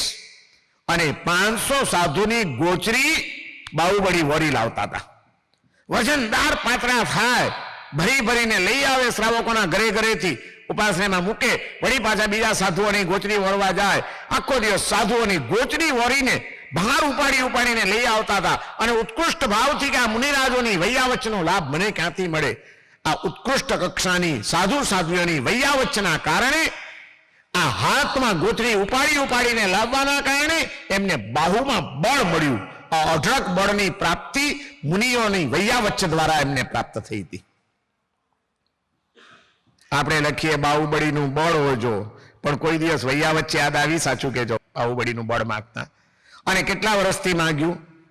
બળ મળ્યું? બાજુવાળો એક ઠોસો મારે તો ગબડી પડી, એવી તો આપણી તાકાત. અને બાહુબળીનું બળ હોજો, બાહુબળીનું બળ હોજો, બાહુબળીનું બળ હોજો. આપણા પૂર્વજોએ જે કંઈ રિવાજો પાડેલા એ બહુ સમજપૂર્વકના પાડેલા છે, પણ આપણે એની પાછળના રહસ્યો ભૂલી ગયા છે. ધનના શાલીભદ્રની વૃદ્ધિ હોજો આપણા બધા પૂર્વજો લખતા હતા. એને ત્યાં 99 પેટી ઉતરતી હતી. આપણે ત્યાં ઉતરે તો કામ થઈ જાય. પેટીઓ જ દેખાતી હતી ને. હા, શાલીભદ્રના પિતા દેવ થયા છે, ગોભદ્ર શેઠ મૃત્યુ પામીને. અને પુત્ર વાત્સલ્ય એટલું છે કે એને કોઈ તકલીફ ના પડવી જોઈએ, એટલે દેવલોકમાં જઈને પણ એક શાલીભદ્ર અને એની 32 પત્નીઓ, આ 33 એને માટે રોજ 99 પેટી ઉતારે. 33 માટે રોજના કપડાના 33 બોક્સ ઉતરી જાય. આજે જે કપડા પહેર્યા એ કાલે નહીં પહેરવાના, પતી ગયું. એક જ દિવસ પછી એના એ કપડા બીજી વાર નહીં. આજે જે ઘરેણા પહેર્યા એ ઘરેણા બીજે દિવસે ફેંકી દેવાના, નહીં પહેરવાના. શાલીભદ્રનો કૂવો જોયો છે? રાજગઢમાં છે કે છે શાલીભદ્રનો કૂવો કહેવાય છે, કે જેમાં ઘરેણા બધા નાખી દેતા હતા એ લોકો. અને આવા પુણ્યશાળી આત્માને કઈ રાંધવાની કડાકૂટ કરવાની હોય? સીધા ટિફિન બોક્સ તૈયાર થઈને આવી જાય 33 જણાને. આવો વૈભવ શાલીભદ્રનો હતો. અને આપણે ધનના સાલીપત્રની વૃદ્ધિ એટલા માટે જ જોઈએ છે ને, સાચું કેજો, કેટલા વર્ષથી લખ્યું હે પરેશભાઈ? દરેક વર્ષે લખ્યું. કેટલી વાર પેટીઓ ઉતરી? પેટીઓ નહીં, ખાલી ડબલાય ઉતર્યા. કેમ નહીં? કોઈ દિવસ આપણે વિચાર કર્યો? ધના સાલીપત્રની વૃદ્ધિ કેમ માંગે આપણા વડીલોએ? આપણા વડીલો ધના સાલીપત્રની વૃદ્ધિ માંગતા હતા એ ક્વોન્ટિટીની દ્રષ્ટિએ નહીં, ક્વોલિટીની દ્રષ્ટિએ, કે અમને એવી સમૃદ્ધિ મળવી જોઈએ જેવી ધના સાલીપત્રને મળી હતી, કે આટલી અઢળક સમૃદ્ધિ મળી છતાં સાલીપત્ર એમાં લેપાયા નહીં. આટલી અઢળક સમૃદ્ધિ મળી છતાં ધનાજી પત્નીનો એક ટોણો સાંભળીને ઉભા થઈ ગયા હતા. ખબર છે ને ધનાજી કેમ ઉભા થયા હતા? સાલીપત્ર, મારા માથે પણ કોઈ સ્વામી, મારે માથે પણ કોઈ રાજા, આટલું બધું સુખ હોવા છતાં હું સ્વતંત્ર નહીં. બસ આ એક જ ખટકો લાગ્યો, ઝટકો, અને નક્કી કર્યું કે માથે કોઈને રાખવા જોઈએ તો 3 લોકના નાથ ભગવાન મહાવીરને રાખીશ, બાકી કોઈ મારો નાથ ન હોઈ શકે. અને એણે સંસારનો ત્યાગ કરવાનો નિર્ણય કર્યો. રોજ એક સ્ત્રીનો ત્યાગ કરે છે. સાલીપત્રની બેન સુભદ્રા એ ધનાજીને પરણેલી છે, અને એને ખબર પડી કે મારો ભાઈ વૈરાગી થયો છે, રોજ એક સ્ત્રીનો ત્યાગ કરતો જાય છે અને સંસારનો ત્યાગ કરીને દીક્ષા લેવાનો છે. એટલે એને લાગી આવ્યું કે આવી સમૃદ્ધિમાં ઉછરેલો મારો ભાઈ સાધુ જીવન જીવશે. અને એક દિવસ ધનાજી સ્નાન કરવા બેઠા છે. એની 8 પત્નીઓ હતી. એક ટુવાલ લઈને ઊભી છે, એક વિલેપણ લઈને ઊભી છે, કોઈ દર્પણ લઈને ઊભી છે, બધી એની સેવામાં. એ પુણ્યશાળી આત્માઓ એવા હતા કે નાવા બેસે તો એને કોઈ ચીજની તકલીફ ન હોય, બધી એની ધર્મપત્નીઓ સેવામાં ખડે પગે હાજર હોય. તમારે ભલે ને જાતે જ બાલદી ભરવી પડતી હોય. અને એ સ્નાન થઈ ગયું છે, શરીર લૂછાઈ રહ્યું છે, તે વખતે સુભદ્રાને પોતાનો ભાઈ યાદ આવે છે કે અમે 8 જેમ ધનાજીની અમારા પતિની સેવામાં છીએ, એમ મારા ભાઈની સેવામાં તો 32 આવી સુંદર સ્ત્રીઓ છે, પણ મારો ભાઈ વૈરાગી થયો છે, બધું છોડીને ચાલ્યો જશે. હૃદય ભરાઈ જાય છે, આંખમાંથી આંસુના ટીપા પડે છે પાછળ ઉભેલી સુભદ્રાની આંખમાંથી, અને શરીર લૂછાઈ ગયા પછી ધનાજીના ખભા ઉપર આંસુના ટીપા પડ્યા. વિચાર કરે છે કોઈ દિવસ નહીં, શરીર લૂછાયા પછી આજે પાણી ક્યાંથી પડ્યું? આમ જુએ છે, આમ જોયું ત્યાં સુભદ્રાની આંખમાં આંસુ, અને તરત જ ધનાજી વિચારમાં પડી ગયા કે અરે આંસુ, આજે સુભદ્રાની આંખમાં આંસુ કેમ છે? શું મારાથી કંઈ ભૂલ થઈ હશે? કંઈ એનું ઓછું આવી ગયું હશે? કંઈક દુઃખ લાગ્યું હશે? એ રડે છે કેમ? ધર્મપત્નીની આંખમાં આંસુ આવે, જો કે તમારે ત્યાં નહીં આવતા હોય, પણ કદાચ આવે તો તમને તરત વિચાર તો એ જ આવે ને કે આપણી કંઈ ભૂલ તો નથી થઈ ને, આપણાથી કંઈ એને ઓછું તો નથી આવ્યું ને, કંઈ દુઃખ તો નથી લાગ્યું ને. એકવાર આવી વખતે હું મુંબઈમાં વાત કરતો હતો, મને કે મારા સાહેબ ક્યાં ચડાવો, આ લોકોને રોવાની ટેવ પડી કે મેં કીધું આને ત્યાં ક્યાં સાલીપત્રની પેટી ઉતરે, બોલો. ધનાજી પૂછે છે, સુભદ્રા શું છે આજે તારી આંખમાં આંસુ કેમ? અને ત્યારે સુભદ્રા કહે છે, સ્વામીનાથ મારી કઈ ભૂલ થઈ છે? ધનાજી પૂછે છે, સ્વામીનાથ આપના તરફથી મને કોઈ દુઃખ નથી, પણ આજે મને મારો ભાઈ યાદ આવી ગયો. મારો ભાઈ વૈરાગી થયો છે, રોજ એકનો ત્યાગ કરે છે. અને ત્યારે ધનાજીએ જરાક મજાક સૂજી. ધનાજી કે શું કીધું? તારો ભાઈ વૈરાગી થયો છે, રોજ એકનો ત્યાગ કરે છે. બાયલો નહીં તો ત્યાગ કરવો ને વળી એકનો હું કરવો? એક ધડાકે કરી નંખાય. એક તો બિચારી સુભદ્રા દુઃખી હતી, અને એમાં એના ભાઈ માટે ઘસાતું બોલી ટોણો માર્યો. એટલે સુભદ્રા તો વિવેકી હતી, ગમ ખાઈ જાય છે, નથી બોલતી, પણ ધનાજીની બીજી એક પત્નીને લાગ્યું કે આ ખોટું થઈ રહ્યું છે. એટલે એણે કીધું કે સ્વામીનાથ એ તો બોલવું સહેલું છે, કરવું હોય ત્યારે ખબર પડે. અને પત્નીનો ટોણો મળે અને છતાં બેઠો રહે એ અમારો ધનનો નહીં. પત્નીએ કીધું બોલવું સહેલું છે, કરવું હોય તો ખબર પડે. અને ઇતિહાસ એમ કે છે કે એ જ ક્ષણે બાથરૂમમાં બેઠેલા ધનાજી ઉભા થઈ ગયા અને કીધું શું આ લ્યો અત્યારે આ જ મિનિટે તમારો આંઠેનો ત્યાગ, અને હું જાઉં છું ભગવાન મહાવીરના ચરણે જીવનનું સમર્પણ કરવા માટે. ધનના શાલીભદ્રની વૃદ્ધિઓ જો એમ લખો ત્યારે આ બધું યાદ આવે ને કે ક્યારે પત્ની ટોણો મારે ને ક્યારે નીકળી જવું ઇન્ડિયા જઈને દીક્ષા લઈ લઉં. ટોણો મારે તો ઉભા થાવે છો તો હું કહું શરૂ કરે.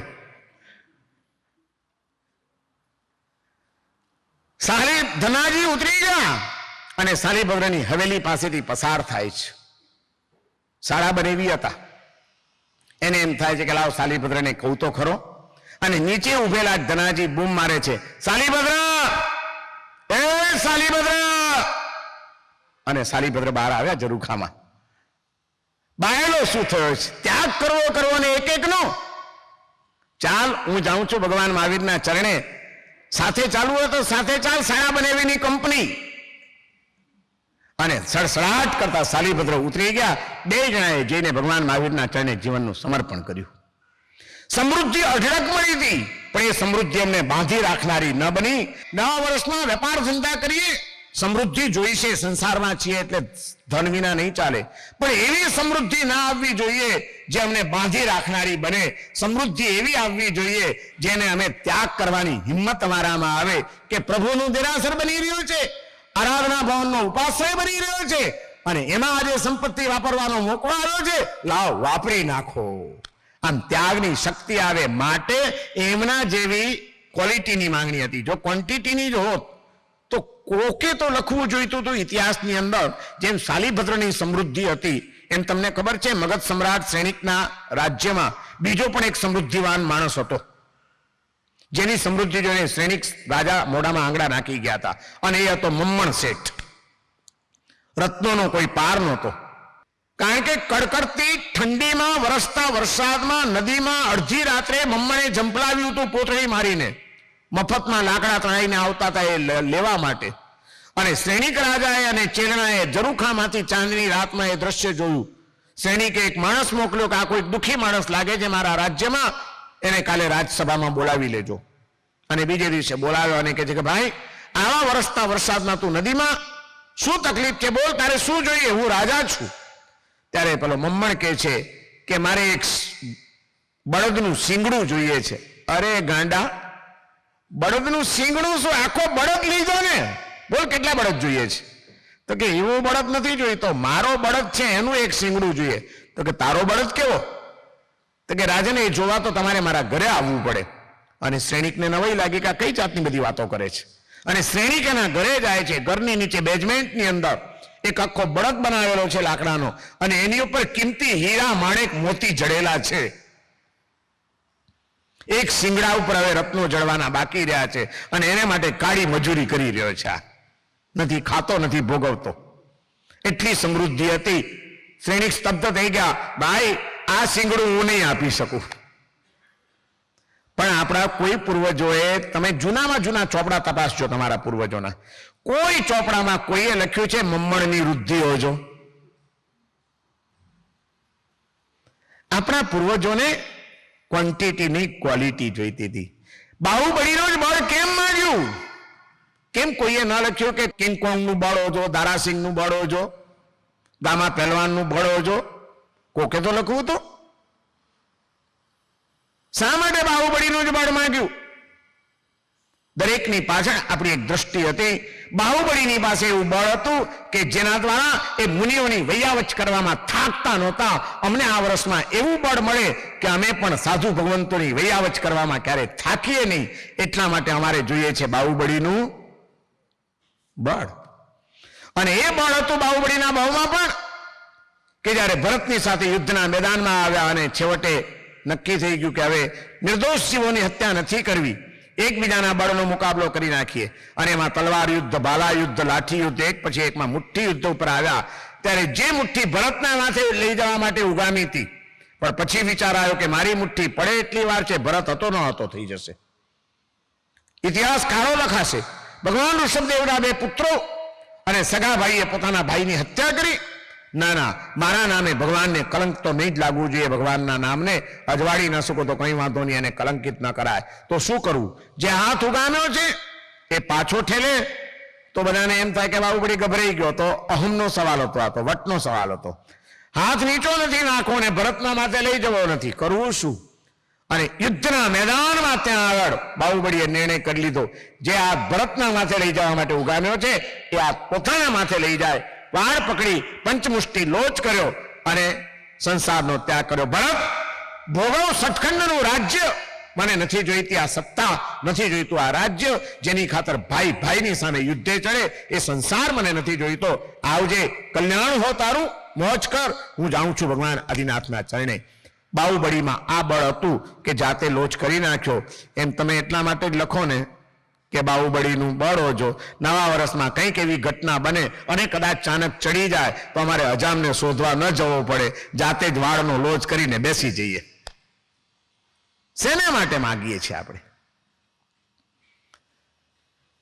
સ્વાત્માની જાગૃતિ કેળવ્યા પછી, જીવાત્માઓની સાથે મૈત્રી કેળવ્યા પછી, ધર્માત્માઓની સાથે પ્રીતિ કેળવી, મહાત્માઓની ભક્તિ કરવાનું ચૂકતા નહીં. અને એક ખાસ તમને ભલામણ કરું છું, કારણ કે હું એ 36 વર્ષ સુધી વિહારો કરીને સાધુ જીવનના ઘણા બધા અનુભવોમાંથી પસાર થયેલો છું.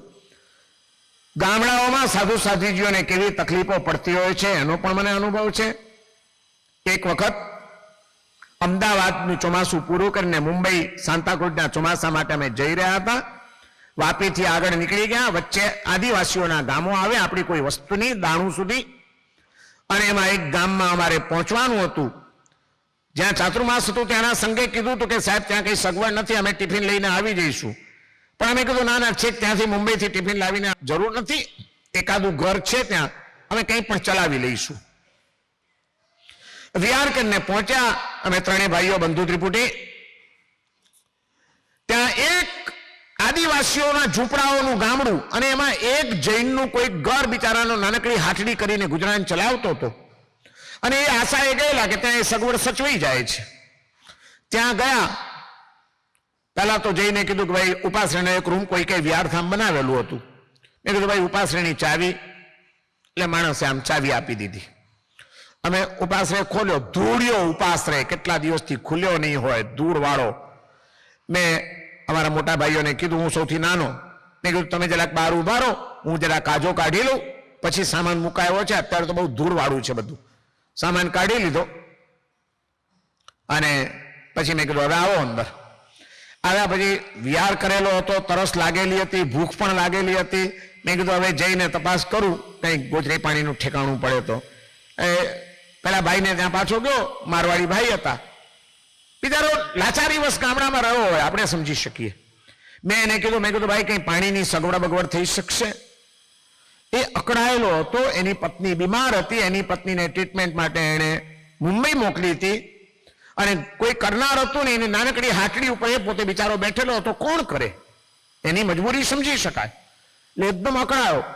તમે લોકો સાધુ એમને એમ ચાલ્યા આવો છો, કોઈ સમાચાર આપતા નથી, કોઈ લોકો કંઈ વ્યવસ્થા કરતા નથી. અમે અહીં અમારું માંડ પોતાનું ચલાવીએ છીએ, ત્યાં તમારી આજો સામે કૂવો છે અને બાલદી નાક પડેલી છે, તમારી સાથે માણસ છે ને, એને કહો પાણી ગરમ કરી લે.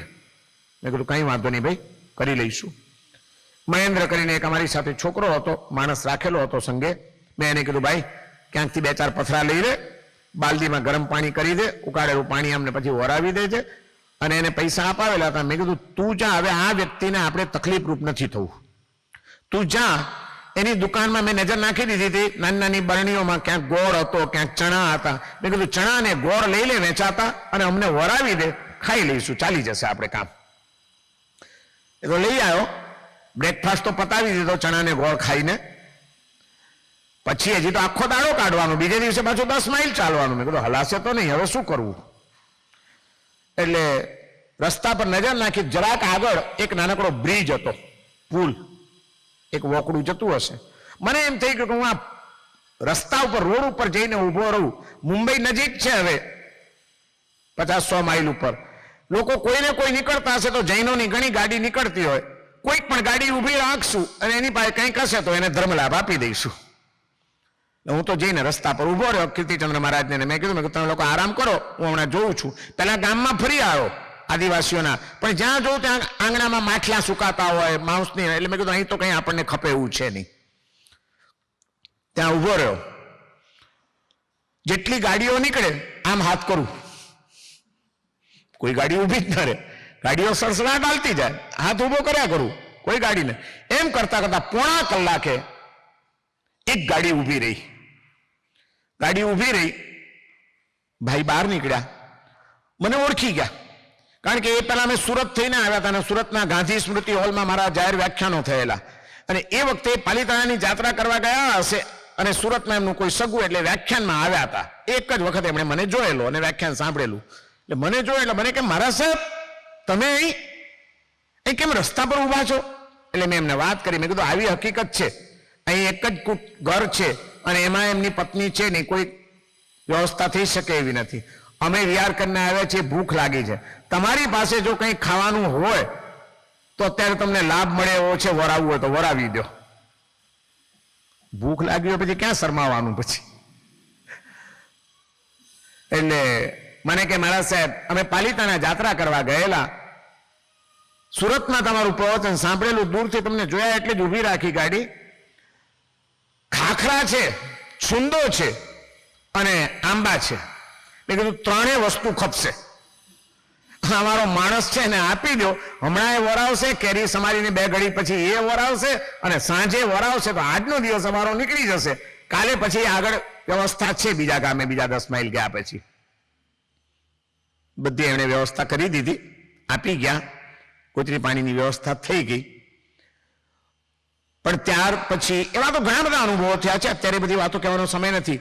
પણ હું હંમેશા મુંબઈમાં શ્રાવકોને કહું કે જ્યારે પણ તમે બાય રોડ નીકળો તો હંમેશા ગાડીમાં એક જગમાં ઉકાળેલું પાણી અને થોડો ઘણો સૂકો નાસ્તો લઈને નીકળો, તમારે ન વાપરવો હોય તો પણ.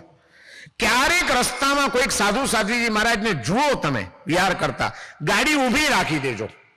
કે આપણે ગાડીમાં સડસડાટ દોડ્યા જઈએ છીએ, આ પગપડા વિહાર કરતા સાધુ ભગવંતોને ખબર નથી ક્યારે કઈ શું જરૂરિયાત હોય, કોઈને તરસ લાગી હોય અને પાણી ન હોય તો લાભ મળી જાય. એટલે ગાડી ઊભી રાખી, વંદન કરી લેવા મહારાજ સાહેબને. 5 જ મિનિટ લાગશે, વધારે નહીં લાગે. એક તો લાભ મળી જશે મુનિરાજોની વંદનાનો. અને એમને પૂછવાનું કે સાહેબ આવું આવું છે, કઈ લાભ આપશો, અમને લાભ આપો. મુંબઈમાં તો વિનંતી કરીએ તોય કોઈ ઘરે આવતું નથી, અહીં આગળ અમને લાભ મળે. અને ત્યારથી ઘણા બધા અમારા ભક્તોએ આ પ્રથા શરૂ કરી દીધી છે. અને કેટલાય મને મળ્યા, મને કે મહારાજ સાહેબ મુંબઈમાં એટલી વિનંતી કરીએ પણ હવે અમે 10મા માળે ને 14મા માળે ને હાઈરેઝ એપાર્ટમેન્ટમાં રહેતા હોઈએ, ક્યાં સાધુ ભગવંતો આટલા પગથિયા ચડીને આવે, ત્યાં અમને લાભ મળતો જ નથી. અને આ રસ્તામાં એવો સરસ લાભ મળી જાય છે, એમને ખરેખર જરૂરિયાત હોય ગોચરી પાણીનો સરસ લાભ મળે છે. બહુ નાની વાત છે પણ વૈયાવચનો લાભ ત્યાં સાચો મળી જાય, સાચી જરૂરિયાત એમની પૂરી થઈ જાય. ક્યાંય પણ કોઈ સાધુ સાધ્વીજી ભગવંતોને જુઓ, એમને પૂછજો મહારાજ સાહેબ કંઈ જરૂરિયાત છે, કોઈ દવા દારૂ કંઈક જોઈએ છે. ઘણી વખત ઘણા સાધ્વીજી ભગવંતોને એવી જરૂર હોય અને ત્યાં તમને ઔષધિનો લાભ મળી જાય. છેલ્લા 2 વર્ષથી અમારે ત્યાં સાધુ સાધ્વીજી મહારાજો ખૂબ આવે છે તિથલમાં, અને અમે સ્થાનકવાસી ડેરાવાસી તમામ સાધુ સાધ્વીઓની ટ્રસ્ટી મંડળે નક્કી કર્યું કે આપણે સારામાં સારી વૈયાવચ કરવી. એમાંથી એવા એવા લાભો મળ્યા છે, એવા એવા સાધ્વીજીઓના ફૂલ્લી ચેકઅપ કરાવવા હોય તો વલસાડમાં ચેકઅપ થઈ જાય, કોઈકને ટ્રીટમેન્ટ કરાવવાની હોય ટ્રીટમેન્ટ થઈ જાય. 4 દિવસ તાવમાં વિહાર કરતા સાધ્વીજી મહારાજો આવ્યા, પૂછીએ કેમ? તો કે શું કરીએ, ગામડામાં કંઈ કોઈ દવા મળતી નહોતી, કોઈ દવા લાવનાર નહોતું. કે હવે તમે અહીં રહો, શાંતિથી ડૉક્ટરને બોલાવી લાવશું, તમારી ટ્રીટમેન્ટ થાય, સાજા થાવ પછી આગળ જજો. અને તે વખતે એમને જે સાતા પહોંચે, એ વખતે જ એમની વૈયાવચનો લાભ મળે. ગોચરી, પાણી, ઔષધ, વસ્ત્ર, પાત્ર બધું જ પૂછી લેવાનું અને એ સાચો લાભ મળે, જે ઘણી વખત તમને લાખો રૂપિયા ખર્ચતા પણ લાભ ન મળે. નાની નાની બાબતોની અંદર પણ સાધુ ભગવંતોની વૈયાવચ આપણને યાદ આવવું જોઈએ કે આપણા પ્રભુના મહાવીરના સેવકો જે ધર્મનો પ્રસાર કરી રહ્યા છે, ગામડે ગામડે જઈને લોકોને ધર્મ પમાડી રહ્યા છે, પોતાના આત્માની સાધના કરી રહ્યા છે, એવા ઉપકારી સાધુ સાધ્વીજીઓની સેવાનો લાભ અમને ક્યાં મળે? આ ભાવ કેળવીને મહાત્માઓની ભક્તિ કરવાની છે. સ્વાત્માની જાગૃતિ, જીવાત્માઓની મૈત્રી, ધર્માત્માઓની પ્રીતિ અને મહાત્માઓની ભક્તિ, આ ચૈતન્યની સાથે જોડાવાના આ બધા જ પ્રકારો છે. આ બધા જ માધ્યમો દ્વારા આપણે આપણા આત્મભાવને, પરમાત્મા ભાવને, ચૈતન્ય ભાવને પામવાની સાધના કરતા રહીએ અને આગળ વધતા રહીએ. અને એ રીતે આપણે આ પર્વ પર્યુષણને સફળ બનાવીએ. આપણે જ્યાં પણ જઈએ ત્યાં આપણા સાધર્મિકોને શોધીએ, આપણા ભગવાનને શોધીએ, એ પ્રભુના દર્શન અને ભક્તિ કરીએ અને આપણે પ્રભુના માર્ગે આગળ વધીએ એવી શુભેચ્છા સાથે અત્યારનું પ્રવચન આપણે અહીં આગળ પૂર્ણ કરીએ છીએ. નમો અરિહંતાણં, નમો સિદ્ધાણં, નમો આયર્યાણં, નમો વૈજ્ઞાણં, નમો લોહે સર્વસાગુણં. એસો પંચનમુત્કારો સર્વપાવપણાસણો મંગલાણં ચ સર્વેશિં પરમં હવૈ મંગલમ. ચત્તારી મંગલમ હરિહંતા મંગલમ સિદ્ધા મંગલમ સાહુ મંગલમ કેવલી પંડિતો તમો મંગલમ. ચત્તારી લોકોત્તમા હરિહંતા લોકોત્તમા સિદ્ધા લોકોત્તમા સાહુ લોકોત્તમા કેવલી પંડિતો તમો લોકોત્તમો. ચત્તારી શરણં પ્રવજ્જામિ હરિહંતે શરણં પ્રવજ્જામિ સિદ્ધે શરણં પ્રવજ્જામિ સાહુ શરણં પ્રવજ્જામિ કેવલી પંડિતં ધમ્મં શરણં પ્રવજ્જામિ. મંગલં ભગવાન વીરો મંગલં ગૌતમ પ્રભુ મંગલં સ્થૂલિભદ્રાદ્યા જૈન ધર્મો સુમંગલમ. અંગૂઠે અમૃતવસે લબ્ધિકણા ભંડાર શ્રી ગુરુ ગૌતમ સમરીએ મનવાંછિત ફલદાતા. સર્વમંગલમાંગલ્યં સર્વકલ્યાણકારણં પ્રધાનં સર્વધર્માણાં જૈનં જયતે શાસનં જૈનં જયતે શાસનમ. બોલીએ શંખેશ્વર પાર્શ્વનાથ ભગવાન કી. जिन शासन दे